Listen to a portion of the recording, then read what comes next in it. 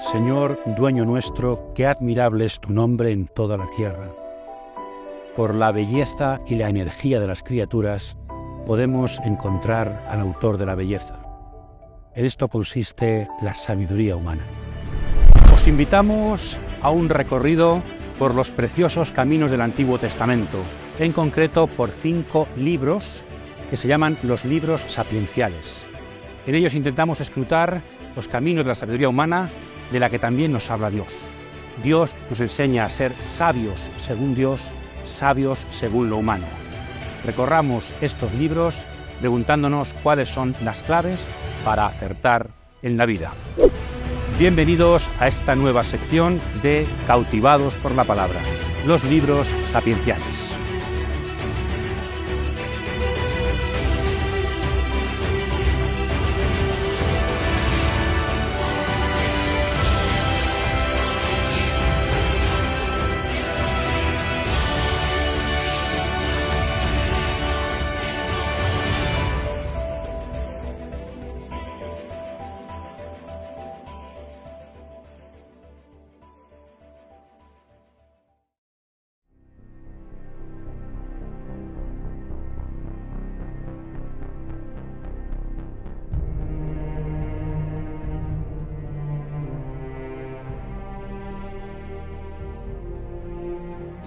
Dios concedió a Salomón sabiduría e inteligencia extraordinarias y una mente abierta como la playa a orilla del mar.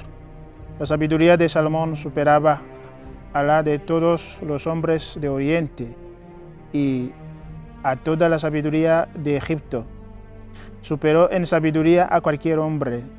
De todos los pueblos venían a escuchar la sabiduría de Salomón, trayendo presentes de parte de todos los reyes de la tierra que habían tenido noticia de su sabiduría.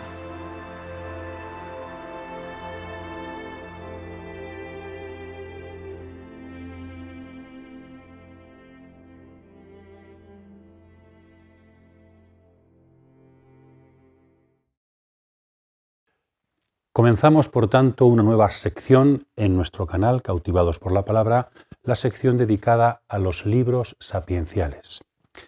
Como siempre, además es de sabios ser también agradecidos y estar muy agradecidos a todos vosotros que a través de las redes estéis en comunión con nosotros. Desde aquí os tenemos que decir gracias, gracias, gracias, porque la palabra de Dios cunde, la palabra de Dios nos une, la palabra de Dios nos hace motivarnos y caminar intentando buscar su voluntad. Así es que de verdad, gracias por vuestros comentarios de corazón y seguimos unidos y rezando unos por otros. Vamos a intentar buscar esto, la sabiduría, escuchando la palabra bíblica, buscar los caminos eternos de la sabiduría para poder vivirla en nuestra historia, en nuestro presente. Los libros sapienciales nos hacen preguntarnos, esta sección nueva, en el fondo, ¿qué es acertar con la vida? ¿Qué es ser sabio? ¿Cuáles son las características de la sabiduría según la Biblia? Quizá como punto de partida podríamos leer un texto del Nuevo Testamento, 1 o 2, ese texto de Jesús que da gracias al Padre porque ha escondido los misterios de Dios y del mundo a los sabios y entendidos y los ha revelado a la gente sencilla. Entonces, un primer acercamiento sería: ¿la Biblia, o al menos el Nuevo Testamento, Jesús, está en contra de los sabios? También aparece hablar en ese sentido San Pablo cuando habla de los griegos que buscan sabiduría y en cambio la cruz es una predicación que es necedad para ellos y también escándalo para los judíos. Entonces, el Nuevo Testamento, Jesús, San Pablo, la cruz, ¿no está de alguna forma criticando la sabiduría del hombre? Pues de alguna forma tal vez sí. Pero esto no va en contra de la sabiduría, sino, como veremos, yo creo, de las pretensiones de una sabiduría que se enorgullece de sí misma y al final pierde su rumbo. Es buscar la verdadera sabiduría, que, como veremos, en Jesucristo se desvela en toda su grandeza y que tiene que ver con lo pequeño, con la sencillez, con la humildad. También los profetas del Antiguo Testamento criticaban mucho tanto a los sacerdotes como a los sabios, porque unos creían que la religiosidad de los sacrificios era todo para conquistar a Dios, y no, Dios no se reduce a los sacrificios. O los sabios que pretendían con su inteligencia gobernar la historia del pueblo, y decían, no, Dios está por encima. Entonces siempre la Biblia nos hace discernir sobre la verdadera sabiduría. Entonces no nos asustamos porque haya en la Biblia distintas perspectivas que confluyen todas para un descubrimiento más profundo y más correcto de la sabiduría de Dios, que es lo más profundo de la sabiduría humana. Una primera característica, creo, del fenómeno sapiencial en Israel es su carácter universal, su universalidad en varias dimensiones, en varios sentidos. Universal porque, en primer lugar, vamos a ir por capas, diríamos, ¿no? Por ondas. En primer lugar, porque libros sapienciales son 5, recordad los libros sapienciales, ¿verdad? Proverbios, Job, Cogelet, Sirácida y Sabiduría. Tenemos 5 libros propiamente sapienciales, pero el fenómeno sapiencial en la Biblia, en el Antiguo Testamento, no se circunscribe, no se reduce a esos libros. Es algo más que 5 libros. Tenemos también salmos sapienciales. Tenemos profetas como Amós, un poco también Oseas, Isaías, que tienen que ver con la sabiduría y que han sido editados por la sabiduría. Tenemos también algunos textos narrativos, algunas novelas, algunas historias antiguas, como el Yavista se dice, ¿verdad?, en el Pentateuco, o también se habla de la historia de la ascensión de David al trono en los libros históricos, que tienen una edición muy sapiencial. Entonces, fuera de estos 5 libros, en el Antiguo Testamento también existe sabiduría. No se ciñe, no se reduce a 5 libros, sino que la sabiduría, de alguna forma, entreteje todo el pensamiento bíblico. En segundo lugar, la sabiduría no se reduce a la Biblia o a Israel, al pueblo elegido, sino que en el Antiguo Oriente, hemos puesto aquí las iniciales de lo que se dice entre los expertos, ¿no? Ancient Near East, el próximo Oriente Antiguo, Egipto, Mesopotamia, Canaán, Ugarit, pues se han descubierto muchos textos de sabiduría, textos más antiguos que la Biblia incluso. También sabemos por la Biblia que Salomón era un gran sabio y tuvo relaciones con Egipto, se casó con la hija de un faraón. Israel estuvo en Egipto también en la época de Moisés, también hubo contactos con Canaán, no digamos contactos con Mesopotamia. Entonces Israel está relacionado con otras culturas y en las demás culturas también hay no solamente sabios, sino escritos que tienen planteamientos sapienciales muy cercanos a los bíblicos. Hay un texto egipcio, la sabiduría de Amenem-Ope, que tiene mucho que ver con proverbios, como después estudiaremos, ¿no? Se parecen muchos textos. Entonces, los planteamientos del problema, algunos intentos de resolución, algunos géneros literarios, tienen mucho que ver la sabiduría bíblica con la sabiduría del Antiguo Oriente, también sobre los problemas del sufrimiento humano, del sentido de la vida. Todo aparece en la Biblia y fuera de la Biblia. Por lo tanto, es un fenómeno que no se circunscribe a una cultura, a un pueblo, sino que es universal. Son planteamientos universales propios del Antiguo Oriente. Israel forma parte de un conjunto de culturas que se plantean la sabiduría. Pero es más, la sabiduría no solamente se ciñe a 5 libros, ni se ciñe a Israel, sino que tampoco se ciñe a la antigüedad y a la época bíblica, sino que tiene que ver con la historia y recorre toda la historia de la humanidad.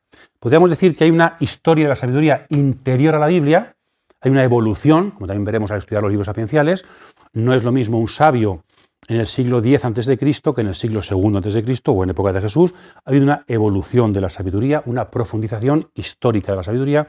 Y también después de la época bíblica tenemos los rabinos, tenemos a Maimónides, la Edad Media, tenemos Spinoza, judío filósofo, tenemos a Freud, a Marx, tenemos científicos también, como Albert Einstein, tantos. Entonces, la sabiduría, incluso la sabiduría de raíz bíblica, la sabiduría judía, no se circunscribe a la época antigua, sino que hay toda una historia. Entonces, es universal también, no solamente en la geografía, sino en el tiempo. Quizá una pregunta que podríamos hacernos es, ¿cómo son los sabios de hoy? ¿El concepto de sabiduría que hoy tenemos es la misma que hace unos siglos? ¿Es la misma que la sabiduría bíblica? ¿Podemos aprender hoy a ser sabios si escuchamos la perspectiva de los sabios del antiguo Israel? Seguramente aprenderemos mucho. Después, esta universalidad podríamos confrontarla con el mundo de la profecía. Los profetas son algo más específico de Israel que los sabios. Es decir, el fenómeno sapiencial es un fenómeno universal y el fenómeno profético es un fenómeno más propio de Israel. Es verdad que también en textos del Antiguo Oriente tenemos textos proféticos y ciertos oráculos, pero en mucha menor medida. Es decir, lo sapiencial abunda mucho más fuera de Israel y abunda menos en la Biblia. Lo profético abunda menos fuera de Israel y abunda muchísimo en la Biblia. Si dijéramos profetas, ciertamente sería Israel, Biblia. Si decimos sabios, ya es algo mucho más amplio, ¿verdad? Entonces, también aquí es diferente a la profecía, que sería lo más específico de Israel, aunque haya también profetas fuera de Israel. Y todo esto es fruto de los temas principales que trata el fenómeno sapiencial frente a los profetas y a la tradición más típicamente judía. El tema principal de los libros sapienciales son los problemas de la persona, del individuo, del ser humano. En cambio, el gran tema de los profetas, el gran tema bíblico es el pueblo elegido. Entonces, el individuo frente al pueblo. Claro, y también en esa línea se preocupan más por la naturaleza de las cosas, del cosmos y del hombre, y no tanto por la historia.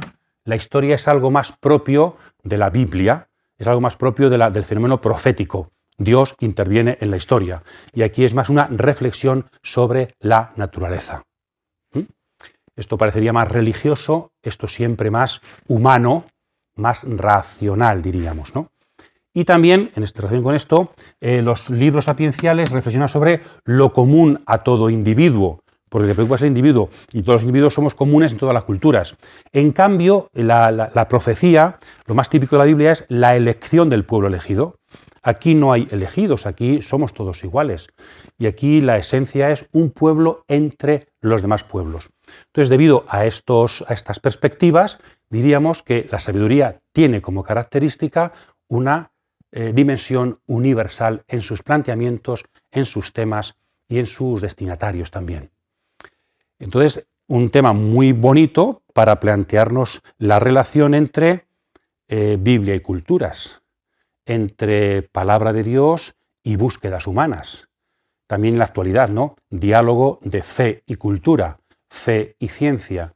La perspectiva sapiencial nos abre mucho a este necesario diálogo entre la religión y todas las culturas que con ella conviven.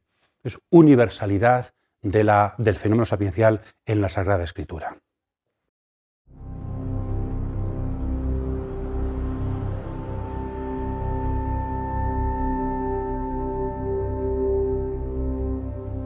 ¿Cuáles son las raíces de la sabiduría? ¿Cómo podemos beber de ella para ser un árbol frondoso y firme en la tierra? Siempre el ser humano ha buscado, ha escrutado minas, ha escrutado lugares escondidos, pilones. También, ¿cuál es la fuente de la sabiduría? ¿Cómo podemos encontrar ese lugar que emana para poder vivir siempre de su frescura y de su belleza? La Biblia también tiene una palabra sobre las fuentes donde encontrar la sabiduría que tienen que ver con el temor de Dios. ¿Qué es el temor de Dios?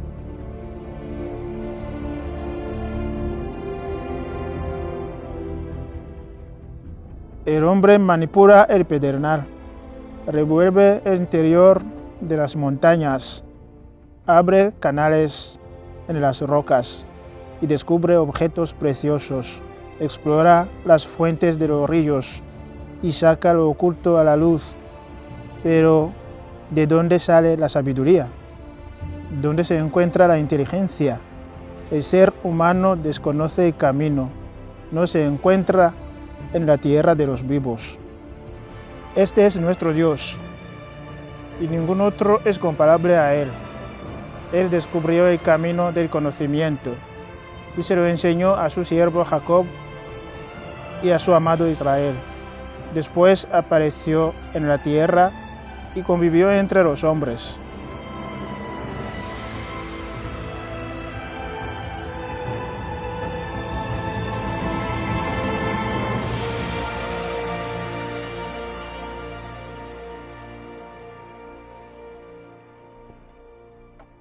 Después de este primer dato o primera dimensión del carácter universal del movimiento sapiencial, la gran clave, la gran pregunta es ¿cómo hacerse sabio? ¿Cuál es la fuente, la raíz, el origen de la sabiduría? ¿Qué puede hacer una persona para hacerse más sabia? Porque le irá mejor en la vida. Entonces, los textos bíblicos hay tres fundamentales, ¿no? Al principio de Proverbios y de Sirácida también, al centro de Baruch y también en el centro del libro de Job, el capítulo 28, donde es muy fácil encontrar minas, el hombre es capaz de ver las fuentes de los ríos, encuentra hasta fósiles, oro, plata, pero ¿dónde está la sabiduría? Es más difícil encontrar minas de sabiduría que minas de oro. Y es más valiosa la sabiduría que el oro. Entonces, ¿dónde podemos ir a beber el agua de la sabiduría? ¿Cuál es la raíz para que seamos árboles frondosos llenos de sabiduría? Distinguimos entre lo que serían las fuentes de sabiduría, donde está eso, lo que nos da, lo que nos hace sabios, y también los ámbitos de la sabiduría, que es lo que el ser humano ha ido utilizando en la historia para transmitir sabiduría y para buscar sabiduría. El tema más importante seguramente es el de las fuentes, ¿no? Hemos puesto algunas fuentes que los textos bíblicos dicen que no son una u otra, sino que son complementarias y unas y otras se relacionan. Quizá la primera fuente de sabiduría, subrayada por toda la antigüedad y por la Biblia también, es la experiencia. La experiencia nos da sabiduría. Por eso, la imagen más perfecta del sabio es el anciano, los ancianos de Israel, los ancianos de todas las tribus y gobernantes de las tribus, ¿verdad? Se supone que el joven tiene tendencia a ser menos sabio, a ser necio, a ser más alocado. Entonces la experiencia nos va dando su pozo. La vida nos da una solera, como al vino, que nos hace más profundos, más reflexivos y con más capacidad de ver perspectivas y matices. Entonces la experiencia es la madre de la ciencia, decimos también, ¿verdad?, en castellano. La experiencia, la vida y su solera como fuente fundamental de sabiduría. Después, no es suficiente la experiencia, sino la reflexión sobre la experiencia. No es solamente acumular experiencias. Una persona puede tener muchas experiencias y a lo mejor ser de experiencias en demasía y por tanto ser una persona superficial. Tanta información, pueden hacernos superficiales. Si no hay tiempo para ordenar y para profundizar los datos que recibimos, bien por experiencia o bien por enciclopedias o bien por internet, seguramente no somos sabios. Entonces, la capacidad de reflexionar, la capacidad de entrar en contacto con la experiencia, de ver sus matices, darle vueltas, una reflexión que puede ser sobre la experiencia o sobre la experiencia de otros también, a través de ideas que han dicho, a través de libros que han escrito, la reflexión. Otra siguiente es que yo no soy la única persona que reflexiona. Ha habido muchas personas que también reflexionan conmigo.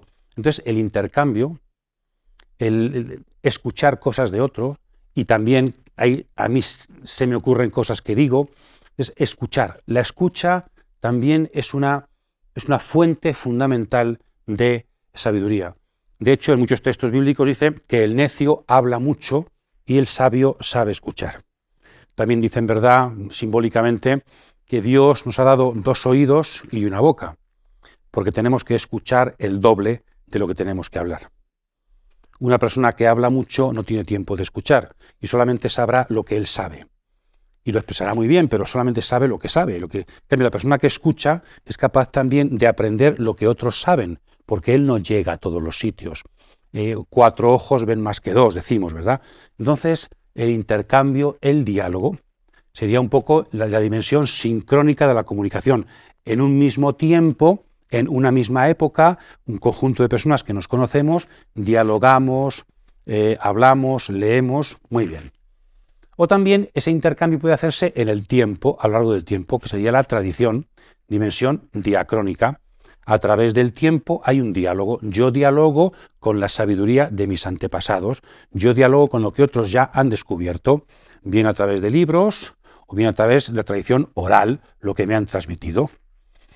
Por eso, seguramente es de gente muy, muy, muy necia romper con el pasado. Pensar que todo comienza conmigo. Cuando yo he nacido, todo, o lo que yo he descubierto ha sido el primero que lo descubre, el único que lo descubre, o cuando yo llego al poder o a una responsabilidad, aquí estoy yo y soy el primero que llega y todo lo antiguo no vale. Eso es signo de necedad. La persona sabia y profunda normalmente es humilde y sabe escuchar a sus contemporáneos y sabe escuchar también su tradición. Entonces, el tiempo pasado tiene sus defectos, tiene sus límites, pero tiene también su gran sabiduría. De hecho, el tiempo va filtrando, va la sabiduría, ¿verdad? La va decantando y la va haciendo. Por eso, estar atentos a la tradición nos hace personas más sabias. De siempre la persona que lee, no solamente que estudia en una universidad, sino que es capaz de leer, de ampliar horizontes con la lectura, pues es una persona normalmente más sabia. Después también las dos últimas serían, en la Biblia tiene mucho que ver esto con la fe. La fe, las tradiciones del pueblo, también nos hacen descubrir un ámbito nuevo. Si Dios no hubiera intervenido en la historia, habría una parte de la historia que nos perderíamos. Entonces, reflexionar sobre la fe, en el fondo lo que hacemos nosotros con la teología, Dios nos da que pensar. Creer en Dios nos hace ver una perspectiva nueva de las cosas. Entonces, la reflexión a partir de la fe, a partir de la aceptación de un Dios que actúa en la historia, nos hace ver eso, perspectivas nuevas, nos hace escuchar. Podremos luego aceptarlas o rechazarlas, pero es una perspectiva nueva. El sabio, en el fondo, es el de amplias perspectivas, lo veíamos antes, el universalismo. La persona necia, en cambio, es la persona de cortas perspectivas. Existe lo que yo controlo, existe lo que yo he visto, existe lo que yo... Eso nunca ha sido característica del sabio, sino del necio. La capacidad de escuchar también cosas que yo no veo y que otros han visto, experiencias que yo no he tenido pero que otros sí han tenido, escuchar eso es una capacidad de sabiduría. Los interrogantes de otros, aunque yo no me los haga, las preguntas de otros, la perspectiva de otros, aunque yo no la tenga, eso ciertamente es de sabios. También en la perspectiva de la fe. Y en último lugar, según los libros bíblicos, el sabio, la respuesta a estas preguntas, el sabio es Dios. Él es el quien posee la sabiduría y ha creado el mundo con sabiduría. Por tanto, si queremos ser sabios, tenemos que pedirle sabiduría a Dios. La clave de la sabiduría está, sin negar esto, por supuesto con esto también, está en la oración. Hay que pedirle a Dios. Por eso Salomón, en esta experiencia de Gabaón, le pidió a Dios sabiduría por encima de todo. Y con la sabiduría recibió los demás bienes. Y Sabiduría 9 es un texto de oración que está inspirado en ese tema, en ese texto. Entonces, ¿qué habría rezado Salomón en el templo en este momento? Pues el autor de Sabiduría lo compone en el precioso capítulo 9, el más famoso de los libros sapienciales, pedir sabiduría. Por muy reyes que seamos, por muy listos que nos sepamos, necesitamos aprender sabiduría recibida de la mano de Dios. Y por eso está aquí el gran tema del temor de Dios, el temor de Yahvé. Proverbios 1:7. Principio, fuente, raíz, principio de la sabiduría es el temor de Yahvé. ¿Qué significa eso? El temor de Yahvé es una forma en el Antiguo Testamento de decir algo parecido a lo que nosotros decimos con la fe. El temor de Yahvé no es tener miedo a Dios, sino que es la actitud de la criatura cuando ve su pequeñez frente a la grandeza del Creador. Eso es el temor. Es esa experiencia que dicen los de fenomenología de la religión de un Dios tremendo y fascinante a la vez. Un Dios que nos atrae pero que nos desborda y ante Él nos sentimos muy pequeños. Esto es el temor de Yahvé. Entonces también, la vida es seria. Somos pequeños ante Dios y somos responsables ante Dios. Esto es el temor de Yahvé. Entonces las personas que tienen temor de Yahvé correctamente entendida, dicen los libros sapienciales, tienen más capacidad para ser sabios, porque la sabiduría viene de Dios. Y una recta relación con Dios en cuanto Dios, por eso se llama temor. No es una relación con Dios como si fuera mi amigo a mi misma altura. Esto es una amistad. La amistad con alguien que me desborda por completo se llama temor de Yahvé. Es una amistad con alguien tremendo, fascinante, desbordante. Pues eso, según los libros bíblicos, va a ser la fuente principal, sin despreciar las demás, de la sabiduría, el temor de Yahvé. Tuviéramos que preguntarnos nosotros cuál de estas fuentes nos parecen más interesantes, cuál de ellas deberíamos frecuentar un poco más, cómo podríamos también nosotros ir a beber a todas estas fuentes para aprender sabiduría y avanzar por los caminos de la sabiduría?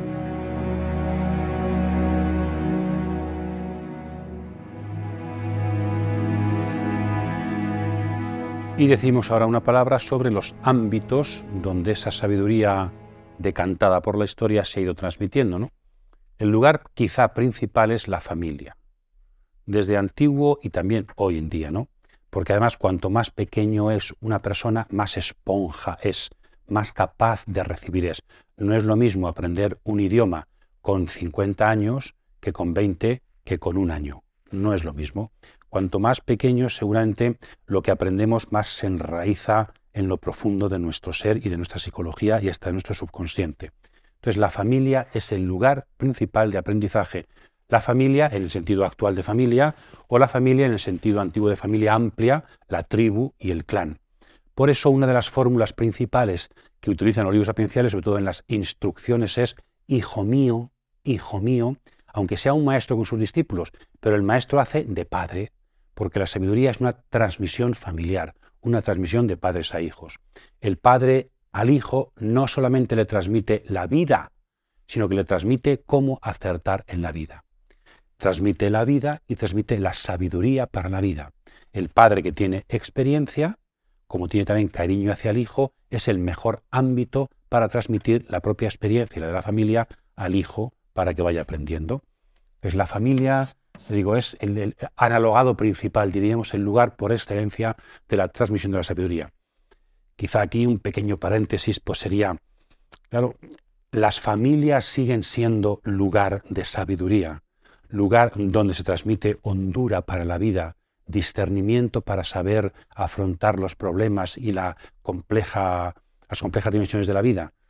A lo mejor es que quizá una época donde no hay familias que transmitan sabiduría será una época donde abunden más los necios. Y quizá no por culpa propia, sino por culpa de la falta de ámbitos para transmitir sabiduría. Es fundamental que la familia tenga tiempo y ganas y esté de tal forma orientada para que pueda transmitir sabiduría a sus hijos. No solamente hay que transmitir la vida y el dinero para comer, sino también una forma humana de vivir. Una gran responsabilidad, creo yo, de la familia, de los padres, el padre y la madre, es transmitir sabiduría a sus hijos. ¿Tienen tiempo los padres de hacer esto? Es verdad que la escuela ayuda, el gobierno puede ayudar, la iglesia incluso, pero el lugar privilegiado de aprender sabiduría sigue siendo la familia. Pero para eso la familia tiene que cumplir esta preciosa y grave responsabilidad. También, desde la antigüedad, en el Antiguo Oriente hemos dicho, los primeros lugares donde parece que va surgiendo textos sapienciales son en la educación de los futuros reyes, en la educación de los futuros gobernantes. Como luego veremos, quien tiene que ser sabio de verdad es el rey. Entonces vamos a formar reyes buenos, porque el pueblo, y eso también pasa hoy, cuanto mejor sean sus gobernantes, el pueblo más irá por buen camino. Cuanto peor sean los gobernantes, menos sabios, el pueblo sufrirá más. Eso también pasa en la actualidad. Platón decía que tenían que ser gobernantes los filósofos, los sabios. Sería también otro tema, ¿no? ¿Hasta qué punto hoy se está formando en sabiduría a nuestros futuros gobernantes y actuales gobernantes? ¿Hasta qué punto nos gobiernan personas sabias? Porque eso siempre es un bien para el pueblo. Entonces, la corte, desde antiguo, ha sido el lugar donde la sabiduría se ha transmitido y se han transmitido textos bíblicos. Hay un texto, Proverbios 25, que dice que los hombres de Ezequías el rey, en el siglo VIII, año 700, octavo, séptimo antes de Cristo, pues él tenía un conjunto de escribas que se dedicaban a recopilar proverbios. En el ámbito de la corte de Jerusalén se transmitió sabiduría. Después, el templo también desde antiguo, los sacerdotes, las leyes rituales, formar a los sacerdotes, pues también fue un lugar, un ámbito en el que fue transmitiéndose y fueron surgiendo textos sapienciales. El templo, también ahí, ¿no? ¿Hasta qué punto nuestros templos son lugares de sabiduría humana, de sabiduría divina para el hombre, de ayudarnos a encontrar el camino acertado de la vida? El templo debería seguir siendo un lugar, un ámbito adecuado de sabiduría. Y luego, la escuela. No sabemos en qué época. Las primeras escuelas tuvieron que ver seguramente con la corte y también con el templo. Después la escuela fue siendo más una cosa amplia para personas más pudientes, pero se fue ampliando poco a poco.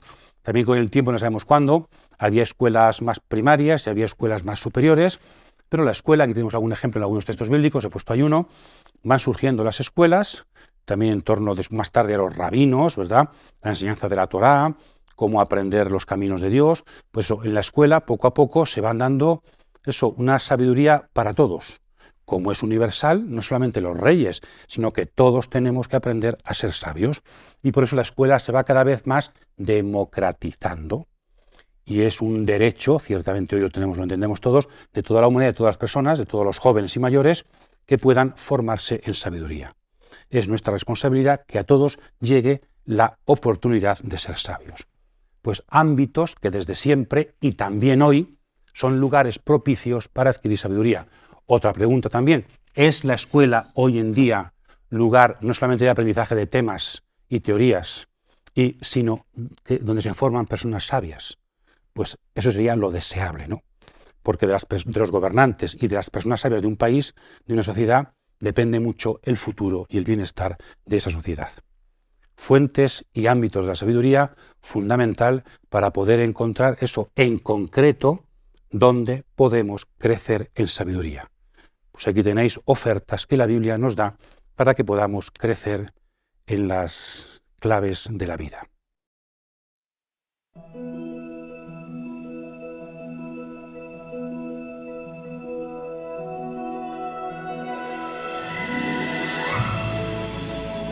¿En qué consiste en concreto ser sabio? ¿Qué es una persona sabia? ¿Cuáles son las dimensiones fundamentales que una persona sabia manifiesta en su vida? Profundizamos en los textos para, desde la palabra de Dios, aprender también los caminos de la sabiduría humana.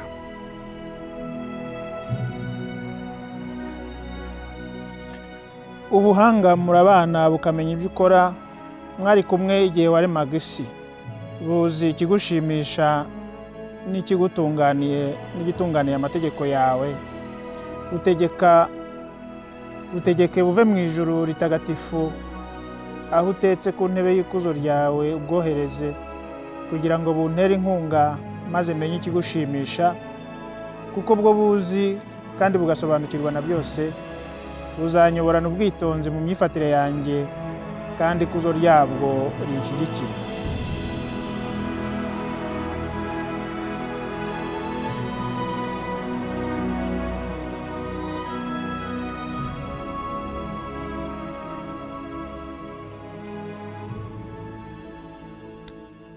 Nos preguntamos ahora, ¿qué es la sabiduría? ¿En qué consiste ser sabio? ¿En qué se diferencia una persona sabia de una persona necia? Es difícil una definición del concepto. El concepto principal en hebreo, jokmá, unido a otros conceptos sinónimos o parecidos como biná. Jokmá es la sabiduría, que ahora explicaremos un poquito en qué consiste, ¿no? Biná es un matiz distinto, es la inteligencia, la capacidad de discernimiento, la capacidad de encontrar los matices. Esa sabiduría de muchas personas que vosotros conocéis, yo conozco, que son capaces de situar el problema en su sitio, situar el problema y saber cuáles pueden ser sus matices y, por tanto, las respuestas a ese problema. Eso es la biná, ¿no? La capacidad de discernimiento, la capacidad de ver el alcance de las cosas para saber por dónde se pueden afrontar y por dónde se pueden solucionar. Una capacidad de inteligencia práctica que sabe decidir correctamente, ¿no? La jokmá, una cosa que está un poquito más amplio. Está claro que hay muchos tipos de inteligencia, de sabiduría. La sabiduría bíblica sobre todo va una sabiduría muy humana. Hay una dimensión de la sabiduría que es saber muchas cosas, tener muchos datos. Eso también es sabiduría, pero no es la esencia de la sabiduría. Saberse todas las capitales del mundo es interesante, pero no es la esencia de la sabiduría. Conocerse de memoria todos los acontecimientos históricos y las fechas de la humanidad es interesante y es de personas inteligentes, con capacidad de memoria, pero no es la esencia de la sabiduría. Puede ayudar, la memoria ayuda, pero no es la esencia de la sabiduría. ¿Cuál es la esencia de la sabiduría? La palabra jokmá se aplica en primer lugar en algunos textos a una capacidad técnica para hacer un oficio, es un oficio.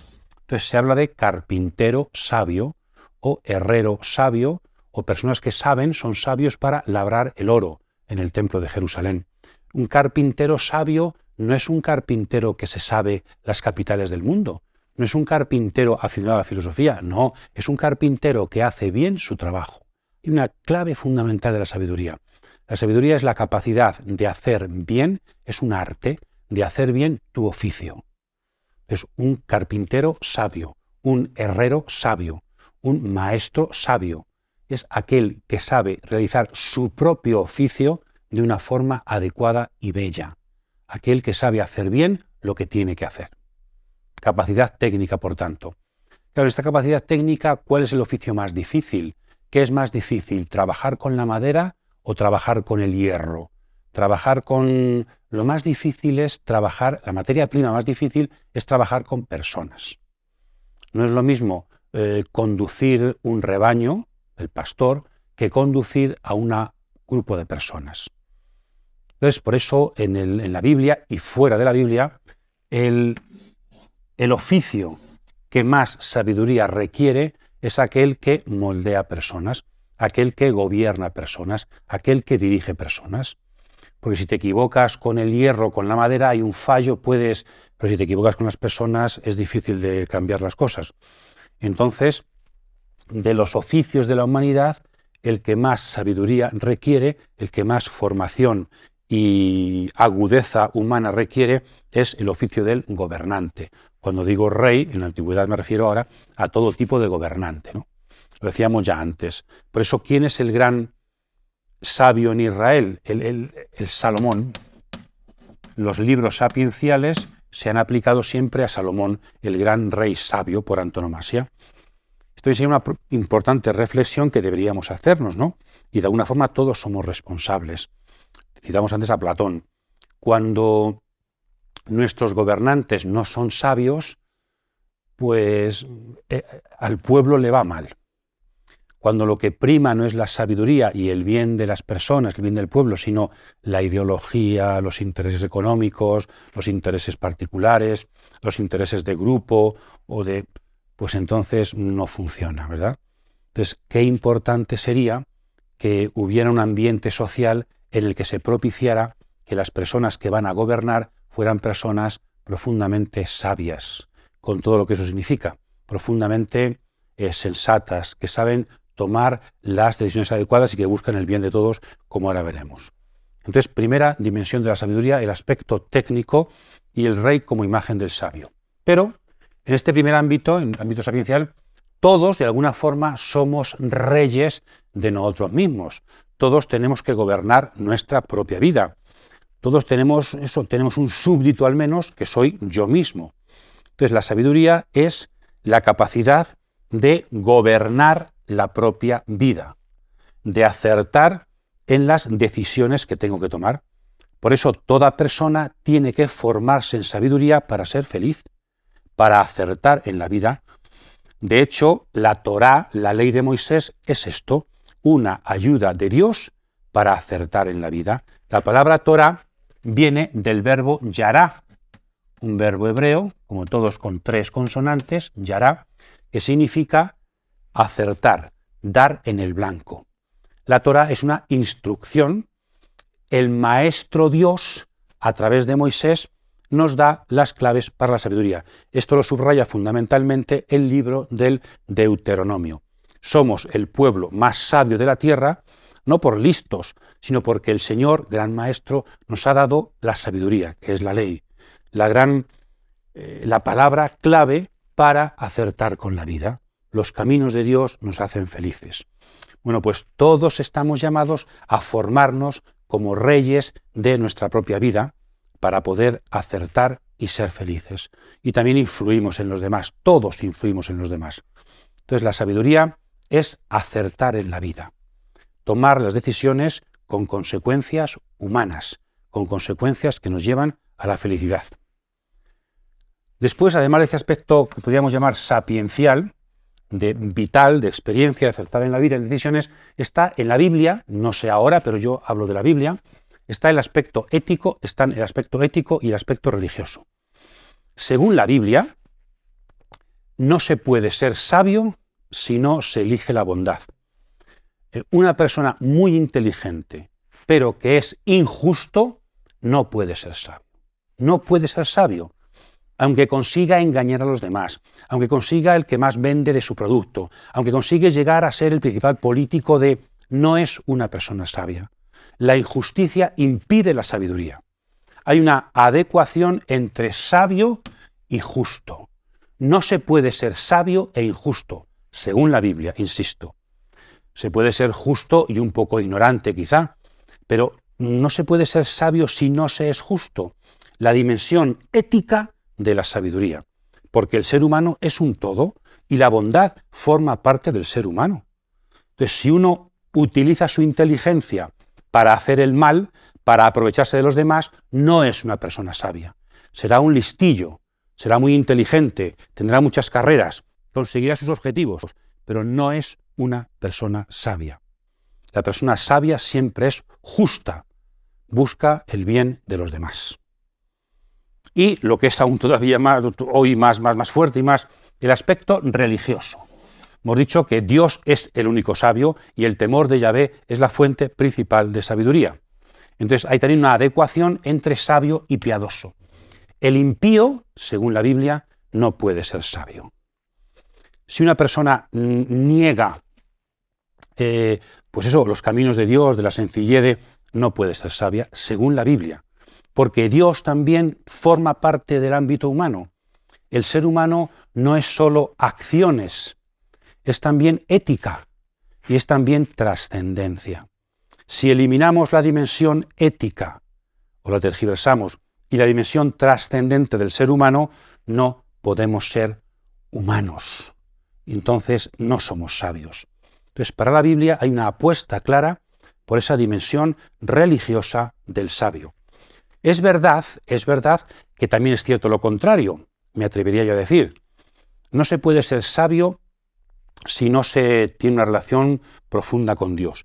Pero también al revés, el que tiene una relación profunda con Dios tiene que ser sabio. Es decir, puede haber a veces sabidurías no religiosas, que no serían entonces sabidurías del todo, pero podría haber también religiosidades no sabias, lo cual también es peligroso. Es decir, igual que la religión ilumina la sabiduría humana ayuda e ilumina la religión. Tiene que haber un diálogo entre ambas dimensiones. Entonces, las personas piadosas tienen también que escuchar a los demás.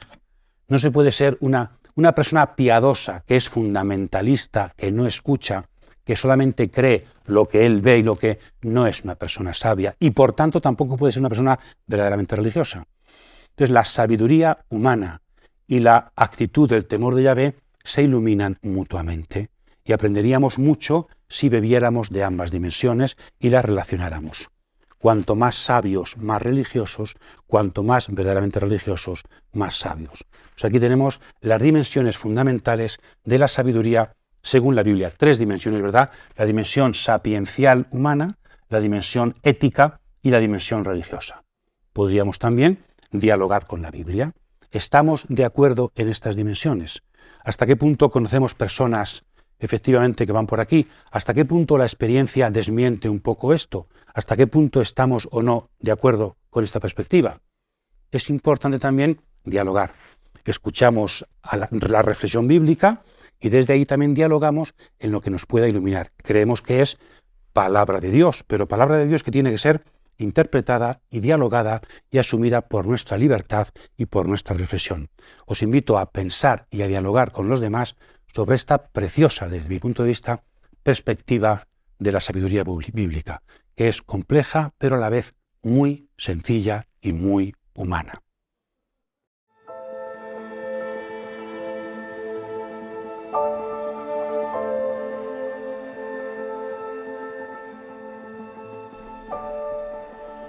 ¿Cuál es el contenido fundamental de los libros sapienciales? ¿Y cuáles son las formas de expresión que han elegido los sabios de Israel para expresar lo que han descubierto tras su reflexión? Preguntamos ahora el contenido y los géneros literarios fundamentales de los libros sapienciales. Hace falta siempre escrutar, interrogar profundamente para descubrir las bellezas que nos ofrecen estos preciosos libros inspirados. ntukabe ikigwari mu masengesho yawe kandi ntukiyibagize gufasha abakene.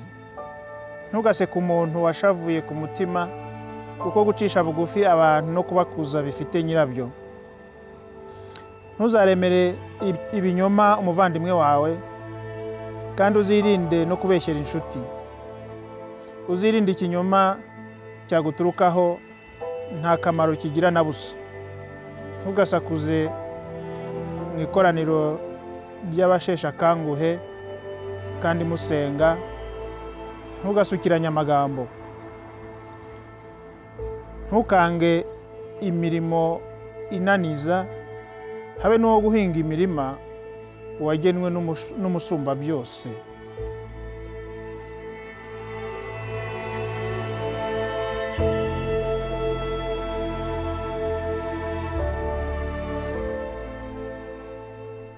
Lo más importante de los libros sapienciales será que los recorramos, pero ya podemos decir desde esta introducción cuáles serían los grandes temas, o algunos de los grandes temas, y también algunas formas literarias de los libros sapienciales. Empezamos por las formas literarias. Tenemos que distinguir entre género literario, que es una cuestión más amplia, y recursos de estilo. También hay muchos, he puesto aquí un ejemplillo, pero un recurso de estilo, quizá el más importante de la poesía hebrea, sería el paralelismo. Decir las cosas, las ideas en dos, a través de dos ideas, ¿verdad? A través de dos golpes, ¿no? Ahora veremos el paralelismo, que puede ser el segundo miembro idéntico al primero, para subrayarlo, o antitético, lo contrario, o sintético, que añade un poquito. Luego veremos el libro de los Proverbios, ¿verdad? Distintos tipos de paralelismo de relación entre el segundo miembro y el primero. Por ejemplo, después veremos hijo sabio, alegría del padre; hijo necio, tristeza de la madre. Es un paralelismo antitético. El segundo miembro dice justo lo contrario al primero, ¿no? Paralelismo. El ritmo también, que tiene que ver con el número de sílabas. En hebreo, a veces al traducir al español, no sé, la esencia de la poesía no es tanto la rima, sino el ritmo, al menos en la poesía hebrea. También la sonoridad, en algunos momentos, que también se pierde con la traducción. O también a veces se utiliza el acróstico, empezar con una misma palabra, o empezar una anáfora, o también empezar con las palabras, por ejemplo, acrósticos alfabéticos, la primera estrofa con la A, la segunda con la Aleph, la segunda con la Bet, la tercera con la Gimel. Por ejemplo, Proverbios 31, el último capítulo de Proverbios, es un acróstico alfabético que va recorriendo las 22 letras del alefato del alfabeto hebreo.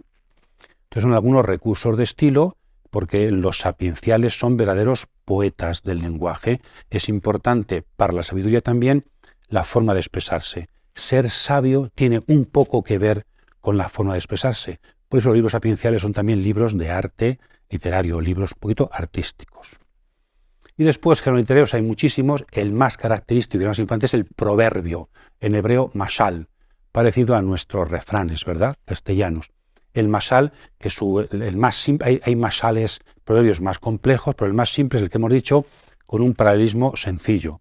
Luego también puede haber un mashal con un paralelismo que luego porque el hijo sabio, alegría del padre, porque cuando el padre, o sea, cuando se justifica o se motiva, ya es un mashal un poquito más amplio.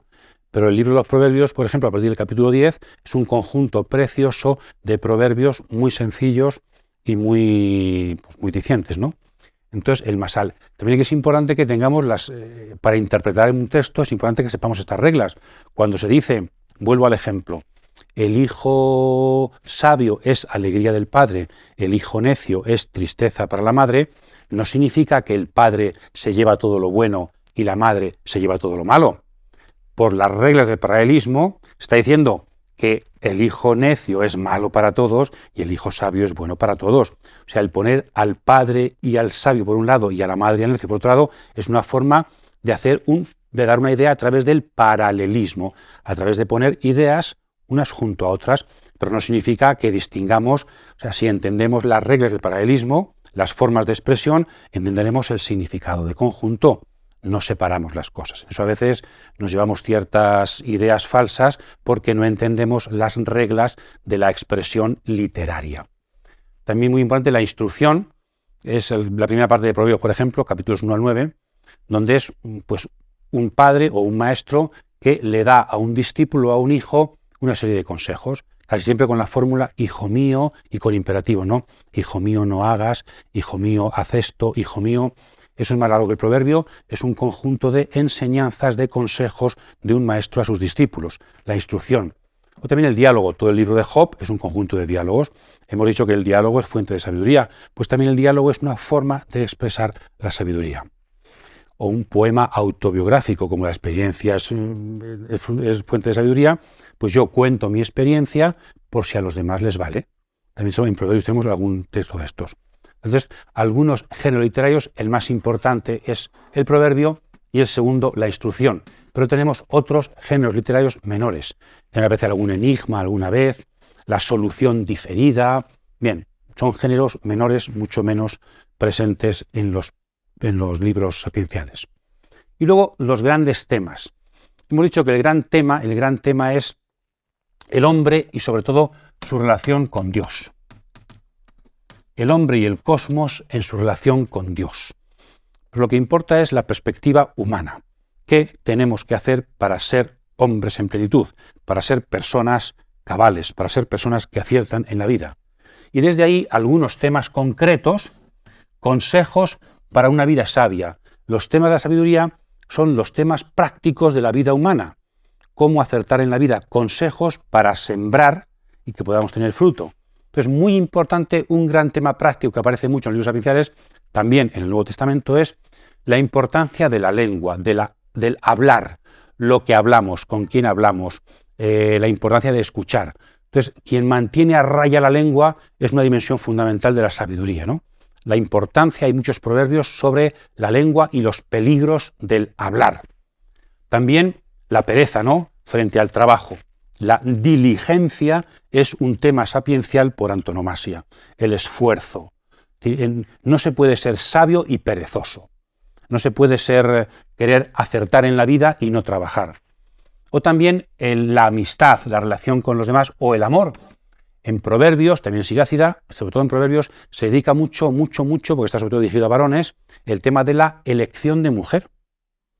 Los peligros por ejemplo, de la prostitución, hay que apartarse de ella, dice, los peligros de la infidelidad, los peligros del adulterio, y frente a ello, la importancia de elegir correctamente una mujer en juventud, porque te va a ir la vida en ello, la felicidad. Podemos decir lo contrario, la importancia de elegir un varón correctamente. Es un tema sapiencial. El amor, el proyectar tu vida con futuro, y por tanto elegir bien a la persona con la que vas a proyectar tu vida, es un tema sapiencial fundamental, al menos para los libros bíblicos. Y también nos dice, cuidado en que os fijéis, el criterio fundamental no puede ser solo la fugaz hermosura. Tenemos al final de Proverbios un precioso texto sobre, diríamos, cuáles serían las características de una mujer, entre comillas, ideal, ¿no? Y es sobre todo pues, una mujer hacendosa, una mujer que dirige, una mujer capaz, una mujer sabia, una mujer que no solamente trabaja ella, sino que es capaz de organizar también todos los lugares y ámbitos donde trabaja.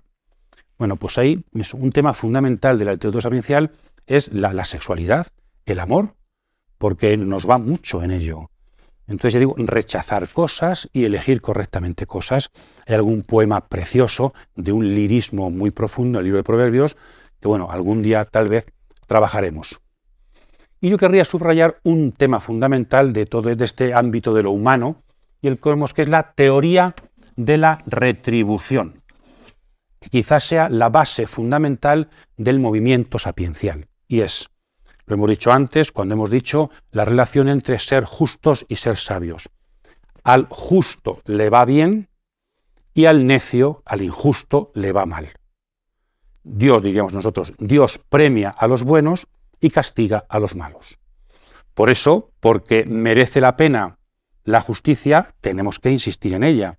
Es decir, en la vida todo tiene consecuencias. Somos libres, pero tenemos que saber que lo que elegimos, lo que decidimos, tiene consecuencias. Entonces, la máxima fundamental de la literatura sapiencial es que cuando elegimos la justicia, cuando elegimos el bien, seremos felices.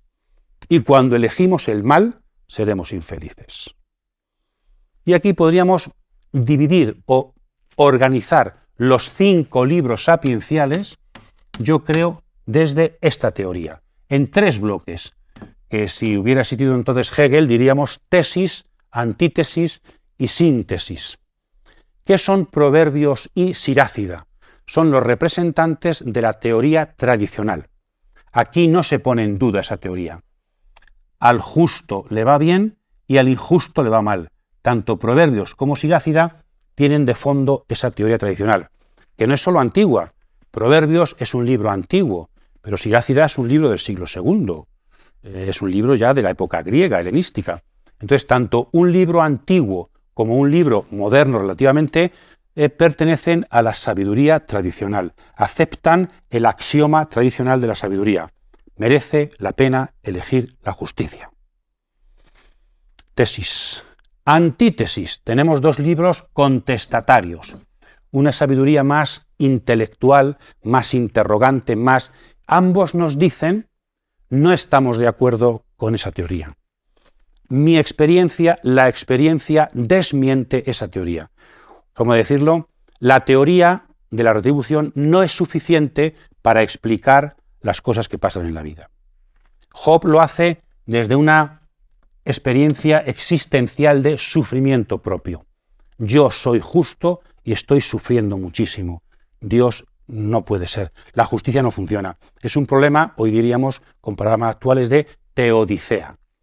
¿Cómo es posible que Dios permita el sufrimiento del justo? El sufrimiento de los malos, bueno, dentro de lo que cabe, ellos lo han buscado, pero el sufrimiento del justo, ¿cómo se puede explicar? Entonces ahí hay una pregunta profunda que Job le hace a la sabiduría tradicional y que estudiaremos y que intenta responder. Y en cambio, Eclesiastés o Cogelet, llamémoslo como queramos, Eclesiastés o Cogelet, es una crisis más de tipo escéptico, más de un anciano que está ya cansado de todo, que todo le sabe a lo mismo y que dice, nada merece la pena. Al final todos nos vamos a morir. Hombre, es mejor ser sabio que ser necio, pero en el fondo el sabio y el necio mueren. Es mejor ser bueno que ser malo, sí, pero al final mueren los dos. Entonces no hay nada nuevo bajo el sol, todo es vacío, todo es inconsistencia pura.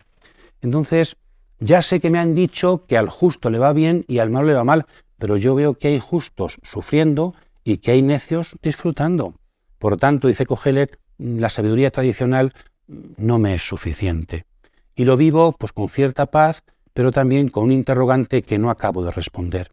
Un texto muy interesante que estudiaremos Dios mediante. La antítesis, por tanto, ¿verdad? El interrogante. No es suficiente esta teoría. Y luego la síntesis, entre comillas, la solución, porque tampoco hay una solución, es la sabiduría. La situación principal es la justicia es inmortal. Es decir, la muerte no es límite a la justicia de Dios. A los buenos les va bien, aunque sea después de esta vida. A los malos les va mal, aunque sea después de esta vida. Claro, estos libros anteriores, los 4 libros, no creen en la resurrección de los muertos y por eso no tenían solución al problema. En cambio, sabiduría, desde la perspectiva de la inmortalidad, de la vida más allá de la muerte, da respuesta a los interrogantes que se hacían sus colegas anteriores. La justicia es inmortal. La muerte no es límite a la justicia de Dios. Y va estudiando caso por caso, casos de injusticia, cómo Dios los reconvierte en justicia, aunque sea después de la muerte. Puestos a decir esas 3 dimensiones, os quiero compartir también un esfuerzo parecido que hizo hace tiempo San Gregorio de Nisa, uno de los padres capadocios en la actual Turquía, donde nos dice que la sabiduría, Salomón es el hombre sabio, pues en los libros protocanónicos, en los libros de la Biblia hebrea, aparecen 3 libros cuyo autor se dice que es Salomón: Proverbios, Eclesiastés, Cogelet y Cantar de los Cantares, que sería un libro poético. Los 3 se aplican a Salomón, pues dice Gregorio, hace lo que él llama la acolucía, es decir, el sentido de los textos según el seguimiento, según el orden, ¿no? Aquí también habría una especie de tesis, antítesis, síntesis. Es Salomón joven, que la sabiduría humana lo abarca todo. Ha sido un hombre sabio que ha investigado. Entonces, ¿qué son Proverbios? Es el libro en el que Salomón nos transmite la sabiduría de un hombre joven, sabio, que conoce los caminos de la vida y sabe afrontar todos los problemas. ¿Qué es Cogelet? Salomón anciano, que ha descubierto que no todo se puede explicar. Es el joven, ¿verdad? La persona joven que se cree que todo está el mundo tras sus pies, que todo lo puede comprender, que todo lo puede... Cuando llega anciano, la sabiduría también consiste en pasar por la crisis, en decir, la sabiduría humana tiene sus límites. Es de sabios conocer los límites de la sabiduría.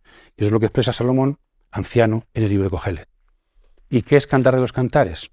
El amor entre Dios y su criatura. El camino del amor supera la crisis de la sabiduría. Salomón, gracias a esa crisis, se ha abierto a la sabiduría divina. La sabiduría humana, los límites de la sabiduría humana y la apertura a la sabiduría divina. Es lo que esos tres libros en conjunto nos quieren mostrar desde la perspectiva del itinerario espiritual de Salomón, el gran rey sabio de Israel. Pues iremos luego viendo despacio, pero grandes temas y también formas literarias que intentan expresar el misterio de la sabiduría para que también nos ayuden a ser más sabios, leyéndolos y reflexionando sobre lo que estos libros nos proponen.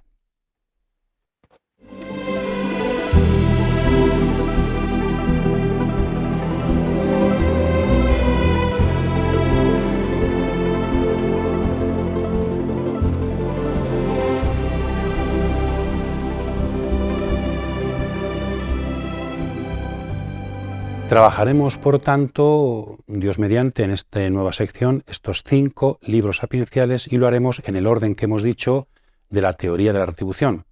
Os recuerdo que de estos 5 libros, 3, Proverbios, Job y Eclesiastés o Cogelet, son libros protocanónicos que pertenecen a la Biblia hebrea. Y en cambio, Eclesiástico, también llamado Sirácida y Sabiduría, son libros que han sido transmitidos en la Biblia griega. Sabiduría escrito en griego y Sirácida sabemos por el prólogo que fue escrito en hebreo, pero se perdió el original y lo conservamos en griego, aunque se han descubierto últimamente algunos originales hebreos en algunas excavaciones en Oriente Medio, ¿verdad? Tanto en Masada como en el Cairo. Bien, entonces 3 libros de la Biblia hebrea y 2 libros deuterocanónicos de la Biblia griega. Vamos a ir trabajándolos por este orden. Y también, por terminar, hay un texto precioso en Jeremías donde aparecen 3 tipos de instituciones del Antiguo Testamento, 3 tipos de personas y cuál sería su esencia, ¿no? Porque al sacerdote no le va a faltar la Torá, la ley, al profeta la palabra, dabar, y al sabio el consejo, etza.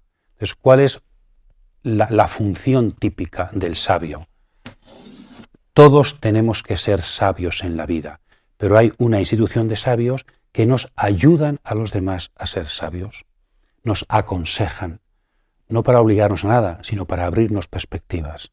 Entonces también la sabiduría como una misión, como una tarea. Y también el eclesiástico, yo me he esforzado, dice Ben Sira, no solamente para mí, sino también para vosotros. Me he esforzado para transmitiros lo mejor de la sabiduría bíblica. Entonces, como Sirácida, como todo sabio, también nosotros estudiamos la palabra para afrontar nuestra propia vida, pero también para ayudar un poco a los demás y saber dar consejos adecuados en el momento preciso. Sabiduría, estudiar, formarse, tener experiencia como preciosa misión al servicio de los demás.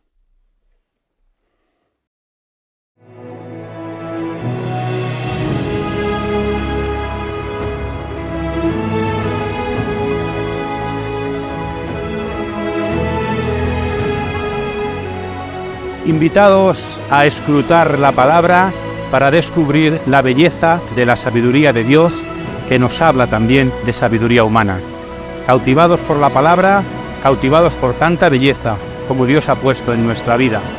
También en la palabra queremos descubrir esa belleza que nos aboca a Dios y que nos hace buscar de forma feliz al hermano por los caminos del amor. Feliz semana a todos.